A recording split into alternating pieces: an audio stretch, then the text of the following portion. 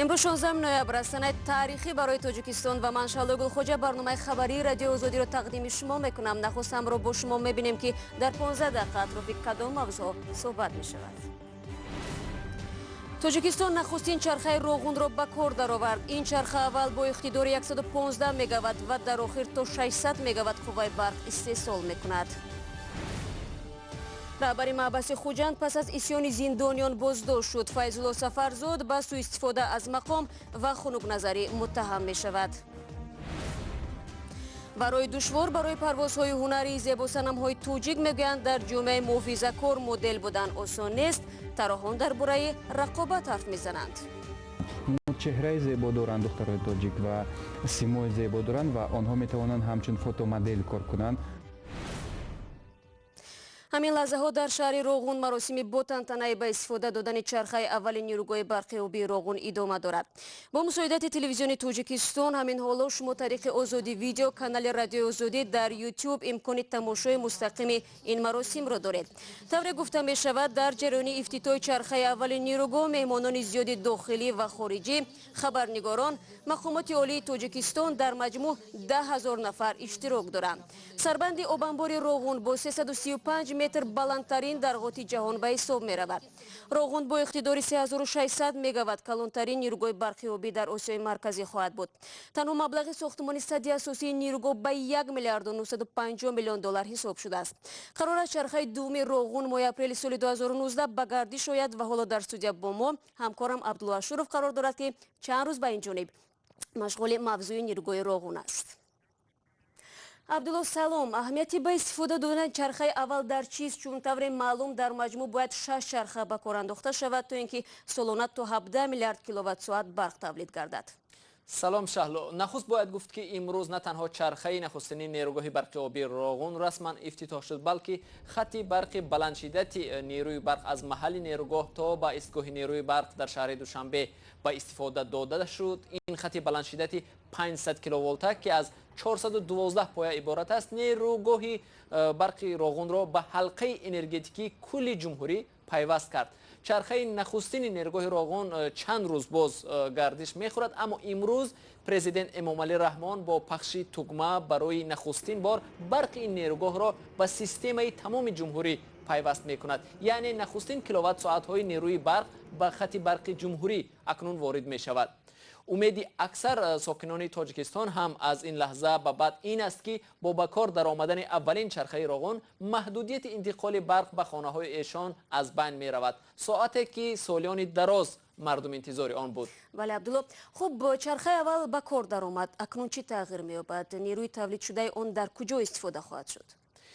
ساختمان این نیروگاه شهلا کار خیلی پرخرجی است، به جز از آنه که کشور هر سال حدود 2 میلیارد سومانی مبلغ از بودجه خودش جدا میکند.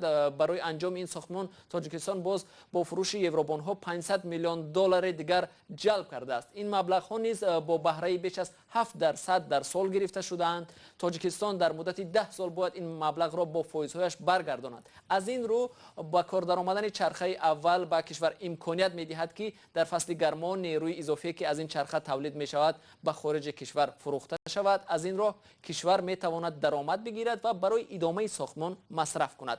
محض به خاطر صادرات برق در تاجیکستان طرح کسا هزار عملی می شود که صادرات نیروی برق تاجیکستان را به پاکستان فراهم می کند. پاکستان به برق تاجیکستان خیلی نیاز دارد، خصوصا در فصل تابستان زمانی که خود تاجیکستان برق اضافی تولید می کند.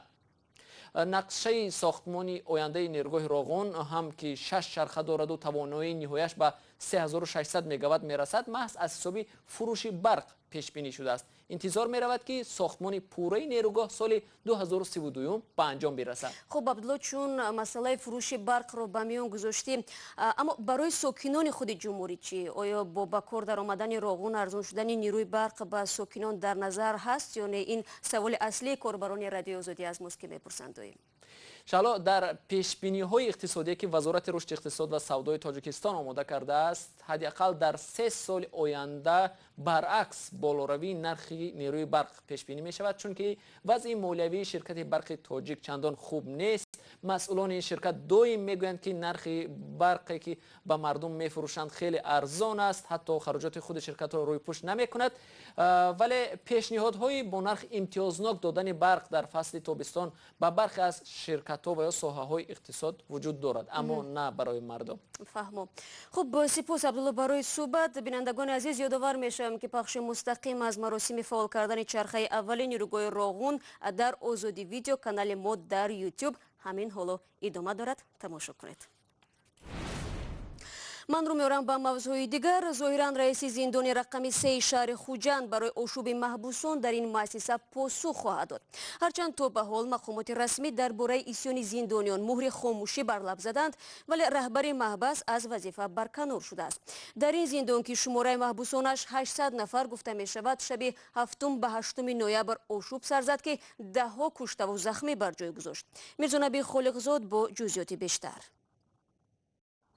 پس از حادثه پرقربانی در محبس رقم 3 شهر خوجند، رئیس این محبس فیض الله سفرزاد برکنار شد و حالا بازداشت شده. در نسبت او با جرم خنک نظری و سوء استفاده از منصب پرونده باز شده. تفتیشات ادامه دارد. مقامات تفتیشاتی که عبارت از نمایندگان دادستانی کل و وزارت عدلیه می باشند میگویند که فیض الله سفرزاد هنگام آشوب این زندان کوشش نمود که به طور خودمانی این آشوب را خاموش کند، اما نتوانست و تقریبا در این حالت 5 ساعت میگذرد ولی او موفق نمیشد و ناچار بانگ اضطراب میزند و در همین حال مقامات قدرتی حاضر می شوند و برای فرونشاندن این آشوب چاره های جسته می شود. برخی از مقامات می گویند در این حادثه حدودی 50 نفر از زندانی ها کشته می شوند و 2 نفر از زندانبان ها نیز می فوتند و حدودی 5 نفر از زندانبان ها مجروح شده فعلا در بیمارخانه شهر خوجند بستری هستند. در حال حاضر مقامات تفتیشاتی در نسبت این حادثه با ماده 104 کشتار انسان و دیگر از ماده های کودکس جنایی پرونده باز کرده و حالا تفتیشات ادامه دارد. اما سوال اصلی این است که تا هنوز به طور دقیق سبب اصلی رخ دادن این حادثه شرح داده نمی شود و مقامات رسمی نیز به طور رسمی اظهارات یا بیانیه هم پخش نکردند.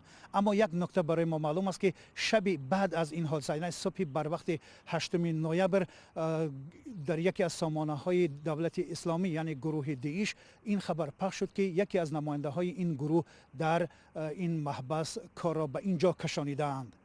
اما تا هنوز به سوالهای اصلی که دهها سوالهای جای دارد که هم از طریق شبکه‌های اجتماعی اینترنتی و هم از طرف روزنامه‌نگارا و کارشناسا روی زبان هاست، اما هیچ پاسخ دریافت نشده است و طبع یک نماینده مقامات تفتیشاتی بدون میکروفون در صحبت با رادیو آزادی گفت تنها پس از انجام پره این تفتیشات آنها به مطبوعات خبر خواهند داد.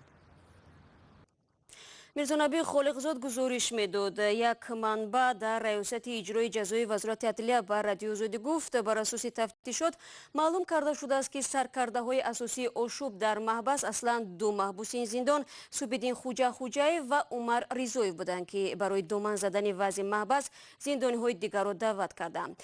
در ضمن پس از حادثه آشوب محبوسان در خوجند، مقامات ریاست اجرای جزای وزارت عدلیه در محبس های دیگری تاجیکستان کارهای فهماندهی را شروع کردند. از روز 12 نوامبر به این طرف مقامات در زندان رقم 4 در محبس یوان، قرغان تپه و دیگر محبس و بازداشتگاه ها با زندانیان ملاقات نموده و به سؤال و حرفهای آنها گوش دادند. شما برنامه خبری رادیو آزادی رو تماشا دارید. فرزند بازیگر معروف پامیر دوشنبه گنادی چریفچنکو سرمربی دسته آرسنال تعیین گردید. دستپرور فوتبال توجیک ایگور چریفچنکو در این وظیفه الگ کونونوف را که چند روز پیش سرمربی تیم اسپارتاک مسکو تعیین شد عوض نمود. ایگور چریفچنکو تا سال 1994 در پامیر بازی کرد و 2 سال عضو دسته منتخب ملی تاجیکستان بود. ایگور چریفچنکو زاده تاجیکستان بوده در دوشنبه به کمال رسیده است. او مثل پدرش در خط دفاع بازی میکرد و سابقه فوتبال بازیش رو سال 1992 در دسته پامیر دوشنبه آغاز کرده است. Чиревченко аз соли 1996 то 2001 дар ҳайати Локомотиви Москав, баъдан дар Торпедаи Москав ва Аланияи Владикавказ бозӣ кард. ӯ дар ҳайати Локомотив 4 бор ҷоми Русияро ба даст оварда ҷоизадори бисёр каратаи қаҳрамонии Русия гардидааст. Вай баъди анҷоми бозӣ аз соли 2008 ба ҳайси мураббӣ дар Локомотив кор мекард. Локомотив таҳти раҳбарии ӯ ба комёбиҳое ноил шуд ва аз ҷумла ҷоми футболи Русияро ба даст овард. барномаи хабарии радио Озодиро идома медиҳем. Озмунҳои зебоии ҷаҳон ва орзуи соҳиби тоҷи зебоӣ шудан шумораи моделҳои тоҷикро дар ҷомеаи муҳофизакории тоҷик бештар кардааст. ҳарчанд дар Тоҷикистон бизнеси моделҳо васеъ ва даромади онҳо аз кор дар бозори рекламаву тафриҳ чандон баланд нест, аммо боз ҳам зебосанамҳои тоҷик орзуҳои баландпарвозона доранд. дар ин бора Зарангези Наврӯзшоҳ ва Шаҳлои Абдулло гузориш медиҳанд. Наша страна, она исламская, и у нас ҷомеаи мо мазҳабист, ба монеҳои зиёд дучор меоем. зебоии худододӣ василаи даромади Фотима аст, коре ки дар ҷомеаи мазҳабии Тоҷикистон на барои ҳама мақбул аст. они всегда будут. одамон ҳамеша дар бораи якдигар мегуфтанд, мегӯянд ва хоҳанд гуфт. ин табиати инсон аст ва касе инро тағйир додан наметавонад. ҳамвор сохтани роҳ ба сӯи парвозҳои ҳунарӣ барои моделҳои тоҷик душвор аст. Фотима мегӯяд, дар канори ҳадафҳои бузург ин душвориҳо кӯчак менамоянд. Если я сейчас платок одену и буду... ҳозир ҳатто ман агар рӯймол баста дар хона шинам, боз ҳам дар бораи ман суханӣ пайдо мекунанд. Что-то не так. Фотима ҳоло ба монеҳо бетафовут аст, чун таваҷҷӯҳ ба онҳо метавонад ӯро ноком кунад. Да, вот первый раз. маротибаи аввал дар Қазоқистон вақте гуфтанд ки бо бикини бояд рӯйсаҳна бароям, ман рад кардам. бароям ногувор буд, аммо ин дар озмунҳои байналмилалӣ аз шартҳои асосист. ба ин васила ту тани бенуқси худро намоиш медиҳӣ, дар акси ҳол баҳои паст мегирӣ. Бикини ты как бы показываешь, что у тебя нет недостатков. дар Тоҷикистон моделҳо даромади хуб надоранд. бозори реклама ба таври шояд рушд накардааст. Наши модели всячески стараются.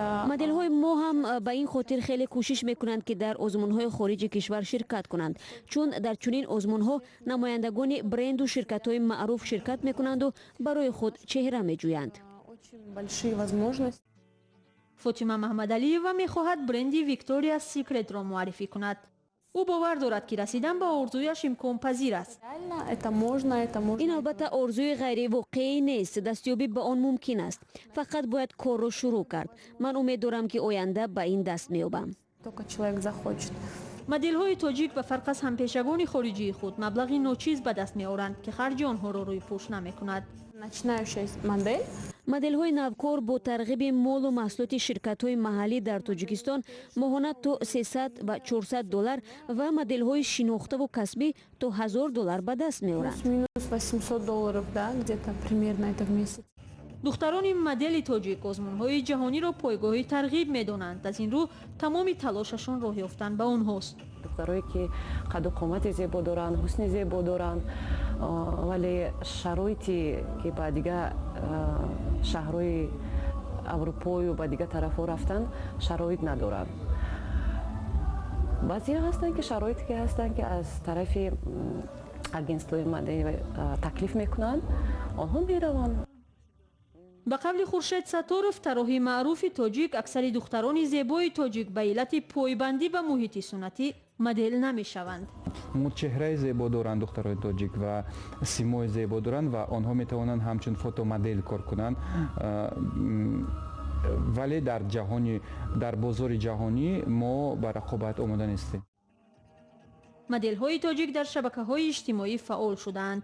ин шабакаҳоро ки метавонанд як нафарро дар якшаб маъруфи дунё гардонанд, роҳи расидан ба саҳнаҳои ҷаҳонӣ медонанд. ва Покистон рӯзи 15 ноябр гуфт ки нирӯҳои амнияти 5 сарбози Эрон аз гурӯҳи 12 нафареро ки як моҳи пеш дар назди марзи муштараки ду кишвар рабуда шуданд озод карданд. масъулияти рабудани сарбозони амнияти Эрон бо шумули узви сипоҳи поздорони инқилобро гурӯҳи тундрави ҷайш ал-Адл бар дӯш гирифт. با امید خبرهای خوب برنامه امروز خبری را پایان میرسانیم. بار دیگر همه شما را با کار انداختن چرخه اول نیروگاه روغن تبریک میکنیم و منتظر ادامه ساختمان میشویم. با سپاس به همه آنهایی که در این 15 دقیقه ما را همراهی کردند. فردا صبح خبرهای تازه در پیش است. تا آن دم وبسایت آزادی و آزادی ویدیو کانال ما در یوتیوب در خدمت شماست. تا فردا خدا نگهداری هر یک شما.